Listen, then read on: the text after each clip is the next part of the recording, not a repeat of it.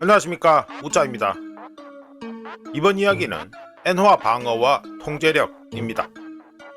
그럼 보시죠. 먼저 이해를 위해 2026년 1월 23일부터 26일까지 벌어진 일들을 얘기해 보겠습니다. 뉴욕 페드에서 2026년 1월 23일 주요 은행 및 외환 딜러들에게 달러 엔 환율에 대한 이른바 환율 점검을 실시했는데요. 이런 움직임은 외환 시장에서 실제 개입에 앞서 벌어지는 경고 신호 또는 사전 준비 조치로 널리 해석되는 것이었습니다. 뉴욕 페드의 점검은 2022년과 2024년에 일본의 외환 시장 개입을 촉발했던 심리적으로 중요한 임계값 또는 중요한 저항선에 근접했을 때처럼 2026년 1월 23일 달러 엔 환율이 1달러에 160엔 근처까지 상승하면서 이루어졌는데요. 엔화 개입은 전에 그랬듯이 다음과 같이 진행됩니다. 첫 번째, 표면적으로는 일본은 재무성과 일본 중앙은행을 통해 자체적으로 시장에 개입합니다. 두 번째, 그에 앞서 뉴욕 페드는 달러 엔 같은 특정 통화상 커런시 페어에 대해 문의 및 점검하며 이는 미 재무부가 외환 안정기금을 통해 개입하거나 최소한 묵시적으로 승인 및 지원할 가능성을 시사합니다. 덕분에 일본의 조치에 대한 신뢰도와 효과를 높이지요. 세 번째, 뉴욕 페드의 움직임에 시장은 즉각적으로 반응해 엔화는 주말까지 강세를 이어갔습니다. 네 번째, 2016년 1월 25일 다카이치가 비정상적인 엔화 평가 절하에 대해 구두 경고를 내면서 엔화 강세 모멘텀은 증폭되었고 엔화 가치는 2025년 8월 이후 1일 기준 데일리 기준으로는 최대 상승폭인 1.7% 상승하면서 1달러에 154엔 중반까지 하락했습니다. 선제 공격의 중요성. 먼저 일본 재무성은 상징적이고 일회성 개입이 아니라 집중적인 개입을 합니다.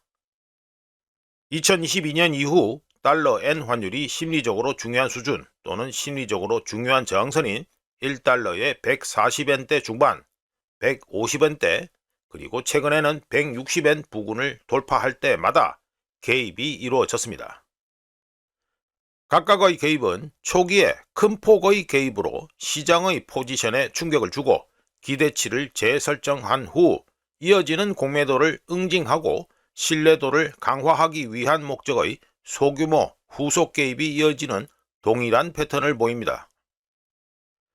2022년과 2024년에 걸쳐 벌어진 조치들을 위해 25조엔을 사용했으며 개입하는 당일 1달러에 4에서 6엔의 반전 효과를 거뒀습니다.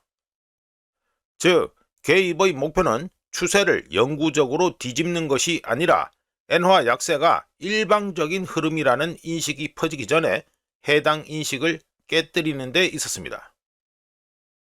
익숙한 패턴. 이런 가운데 2016년 1월 말 달러 엔 환율이 다시 1달러에 160엔이라는 중요한 저항선의 압박을 가했고 투기적인 엔 매도 포지션은 10년 만에 최고치에 근접했는데요. 일본 당국의 반응은 과거 개입이 벌어지기 전 패턴과 유사했습니다. 비정상적인 움직임에 대한 공개적인 경고. 뉴욕 페드 같은 미국 측 관계자들이 은행과 접촉했다는 보도. 그리고 실제 현금 개입 없이도 엔화 가치가 급격하게 반등하는 현상이 나타났습니다. 과거와 똑같은 현상은 일본의 개입이 실제 달러 매도 이전에 가장 효과적이라는 점에서 중요했으며 딜러와 레버리지 펀드들의 경우 자신들의 공모 위험이 부각되자 포지션을 자연스럽게 청산하기 시작했습니다. 일본의 숨은 노림수. 지난 수십 년간 디플레이션에 갇혀 있었기 때문에 2026년 현재 일본은 인플레이션을 억제하려는 것이 아닙니다. 다만 문제는 인플레이션의 질이지요. 엔화 가치가 급격히 하락하면 에너지와 식료품 가격이 상승하고 실질 임금이 하락하며 소비가 위축되게 됩니다. 한국처럼 거의 모든 걸 수입해야 되는 일본에게 있어서 이런 수입 주도 인플레이션은 정치적으로 악영향을 미치고 경제적으로 불안정을 초래합니다. 극단적인 엔화 약세를 억제하기 위한 개입은 일본 가계들의 구매력을 보호하고 급격한 통화 긴축 없이도 일본의 통화 재팽창 전략의 신뢰성을 유지하는 데 도움이 됩니다. 그런 의미에서 봤을 때 엔화 개입은 일본 수출 기업들을 보호하기 위한 것이 아니라 일본 가계의 실질 소득을 보호하기 위한 것으로 이해하는 것이 가장 적절합니다. 간단하게 말해서 인플레이션 억제가 아니라 스태그플레이션 억제입니다. 또 다른 노림수. 개입은 정책 유연성을 확보해 주기도 하는데요. 글로벌 경기 침체 위험, 막대한 부채 부담, 그리고 불안정한 채권, 국채 시장 상황에서 일본은 통화를 안정시키기 위해 공격적인 금리 인상을 강요받을 여유가 없습니다. 일본 당국은 과도한 변동을 완화함으로써 수입 물가 상승 압력을 줄이고 일본 중앙은행은 점진적으로 정책을 정상화할 수 있는 여지를 확보합니다. 일본의 개입 시점은 종종 글로벌 경제가 스트레스 받는 지점이나 미국의 금리 기대치 변화 시점과 일치하는데요.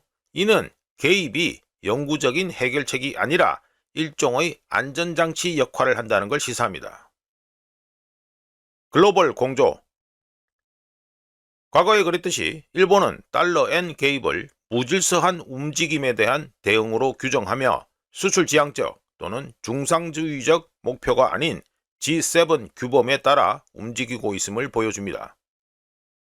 미국의 인식이나 조용한 지원의 암시는 의도적이어서 일본의 개입에 정당성을 부여하고 이번 조치가 일방적인 조작으로 보일 위험을 줄입니다.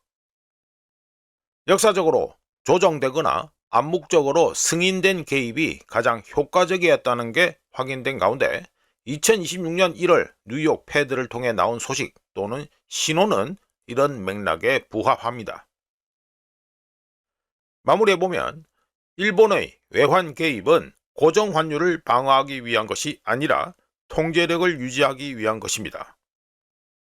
엔화 평가 절하가 일방적이거나 정치적으로 위험하거나 금융적으로 불안정해질 때 일본 당국은 극단적인 상황에 대해서는 강력하고 반복적으로 개입할 것이라는 경고를 시장에 보냅니다. 참고로 이런 전략은 추세를 멈춰 막는 것으로 효과를 발휘하는 것이 아니라 해당 추세에 위험이 없다는 가정을 깨는 것에서 효과를 발휘합니다. 일본의 개입 시기, 규모, 가격 반응을 거시경제 상황 및 글로벌 이벤트와 맞춰보면 명확한 독트린이 보이는 가운데 2026년부터 2027년 기간 동안 일본이 쓸 접근 방식의 효과는 투입되는 엔화 규모보다는 재정정책, 채권, 국채 시장 동향, 그리고 국제적 공조가 개입의 신뢰성을 유지하는 데 얼마나 도움이 될지에 달려 있습니다. 이상 엔화 방어와 통제력 이야기였습니다. 구독, 좋아요, 그리고 회원가입 감사합니다. 다른 이야기로 또 찾아뵙겠습니다.